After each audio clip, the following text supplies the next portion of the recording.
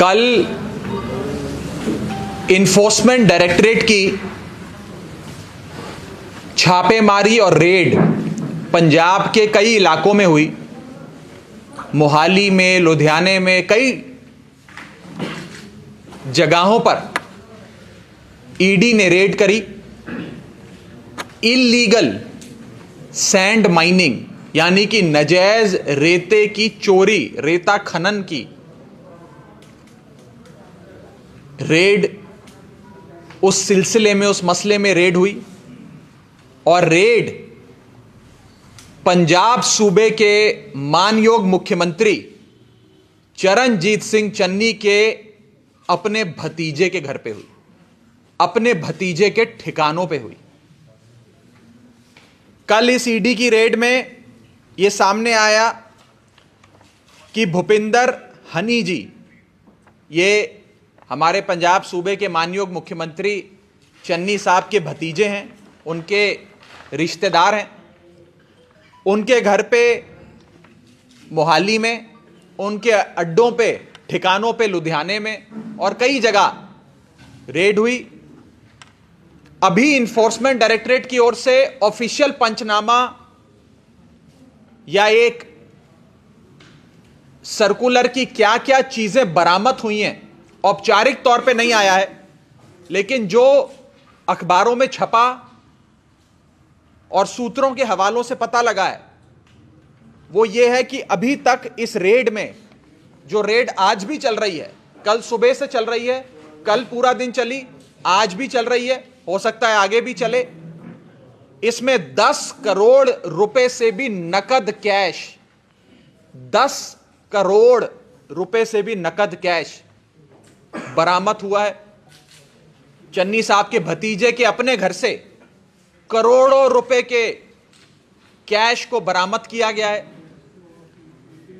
56 करोड़ रुपए की, 56 करोड़ रुपए की एंट्रियां, बैंक एंट्रियां अभी तक पकड़ी जा चुकी हैं। लाखों रुपए का, बता रहे हैं शायद 21-22 लाख रुपए का गोल्ड यानी कि सोना बरामद हुआ है। करोड़ों रुपए की लग्जरी गाड़ियां, बड़ी बड़ी जो करोड़ों रुपए की गाड़ियां आती हैं, वो गाड़ियां बरामद हुई हैं। और प्रॉपर्टी के कागज, बड़े बड़े जमीनों के, बंगलों के, फार्म हाउसों के कागज निकले हैं। अभी तक सिर्फ इतनी ही चीजें बाहर निकल कर आई हैं। रेड चल रही है, हो सकता है और भी चीजें निकलें।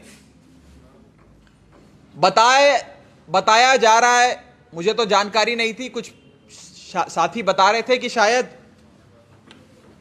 मानयोग मुख्यमंत्री चरणजीत सिंह चन्नी जी के भतीजे के पास आज से कुछ महीने पहले तक इतनी संपत्ति, इतनी वेल्थ, इतने करोड़ रुपए नहीं होते थे। और ये सारी चीजें कहीं ना कहीं पिछले 111 दिनों में ही उन्होंने इकट्ठी करी। यानी कि वही 111 दिन जब चरणजीत सिंह चन्नी साहब मुख्यमंत्री थे पंजाब के। अब आप सोचिए कि अगर एक भतीजे, मुख्यमंत्री के एक भतीजे के घर पे इतना सब कुछ, इतने करोड़ रुपए, इतना सोना, इतनी करोड़ रुपए की गाड़ियां, प्रॉपर्टी के कागज जब्त हो सकते हैं, बरामद हो सकते हैं, तो सोचिए कि बाकी भतीजों और रिश्तेदारों के यहां पर क्या क्या मिलेगा। दूसरी चीज सोचिए कि अगर रेड अभी तो भतीजे पे हुई चन्नी साहब के, और उस भतीजे के पास करोड़ों रुपए मिल गए, नकद मिल गए, अगर यह रेड चन्नी साहब के अपने घर पर हो जाती तो सोचिए कितने करोड़ रुपए, कितनी संपत्ति मिलती। और तीसरी चीज सोचिए कि अगर चरणजीत सिंह चन्नी साहब 111 दिन की बजाय 5 साल पंजाब सूबे के मुख्यमंत्री रहे या रहे होते तो कितनी बेशुमार दौलत वो भ्रष्टाचार करके कमा सकते थे, कितनी उन्होंने कमाई होती। अगर 111 दिन में उनके भतीजे के घर से 10-10 करोड़ रुपए सोने, गाड़ियां, 56 करोड़ की बैंक एंट्रियां, कागजात प्रॉपर्टी के मिल रहे हैं। सिर्फ 111 दिन में अगर इतना कमा लिया तो 5 साल में चन्नी साहब कितना कमाते, ये सोचिए। ये 3 चीजें आज सोचने वाली हैं। ये आपको भी सोचनी है, पंजाब की आवाम को, और हमको भी सोचनी है।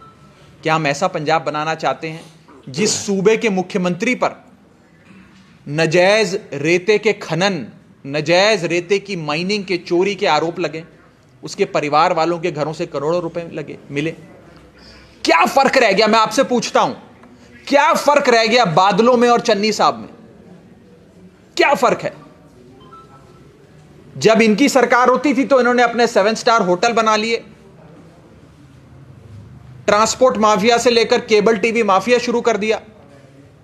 अब चन्नी साहब की सरकार आई तो वो खुद रेता माफिया बनके करोड़ों रुपए कमा रहे हैं। बड़ी बड़ी एजेंसियों की रेडें इन पे हो रही हैं। क्या फर्क रह गया बादलों में और चन्नी साहब में? ये मैं आज पूछना चाहता हूं। और हमारे कुछ 2-3 सवाल हैं। पहला सवाल कि कहां से चरणजीत सिंह चन्नी साहब के भतीजे के पास करोड़ों रुपए, 56 करोड़ की बैंक एंट्रियां, लग्जरी गाड़ियां, प्रॉपर्टी के कागजात, इतना सारा पैसा, इतनी सारी दौलत कहां से आई? पहला सवाल।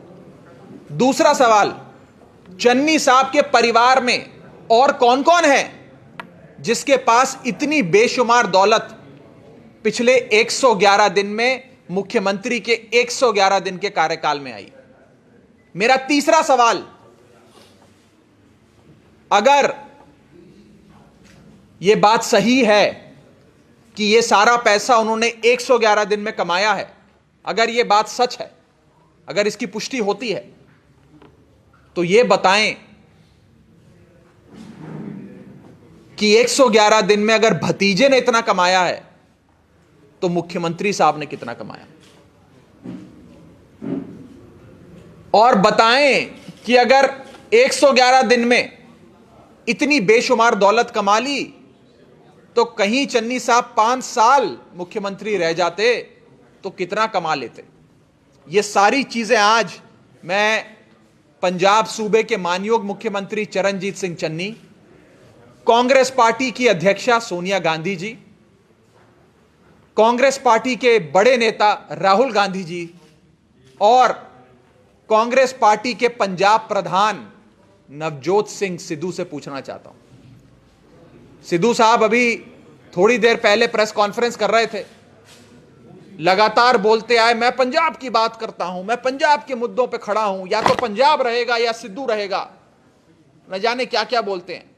मैं सिद्धू साहब से पूछना चाहता हूं, सिद्धू साहब, आपके मुख्यमंत्री के रिश्तेदारों के घर छापेमारी हुई, करोड़ों रुपए के कैश की जब्त हुआ, सीज हुआ।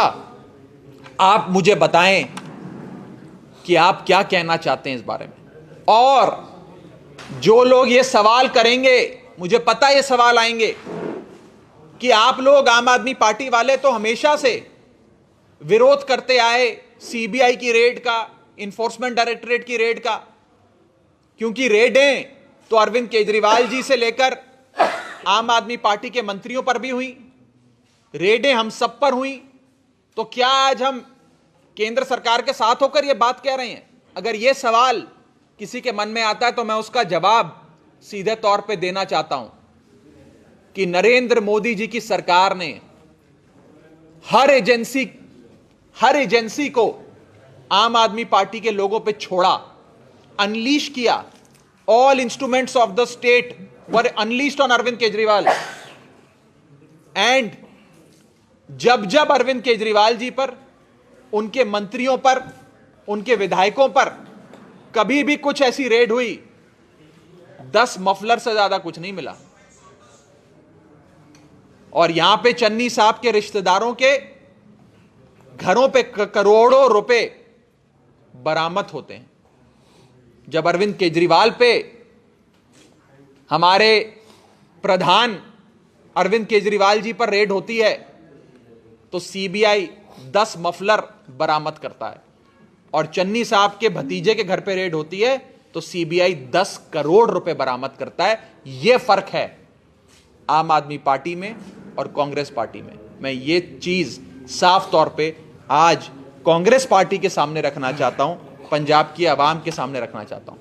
ਸਾਡਾ ਹਰ ਇੱਕ ਪ੍ਰੋਗਰਾਮ ਦੇਖਣ ਅਤੇ ਸਾਡੇ ਨਾਲ ਜੁੜਨ ਲਈ ਸਬਸਕ੍ਰਾਈਬ ਕਰੋ ਬਨੇਰਾ ਟੀਵੀ ਅਤੇ ਨੋਟੀਫਿਕੇਸ਼ਨ ਲਈ ਬੈਲ ਆਈਕਨ ਤੇ ਕਲਿੱਕ ਕਰੋ।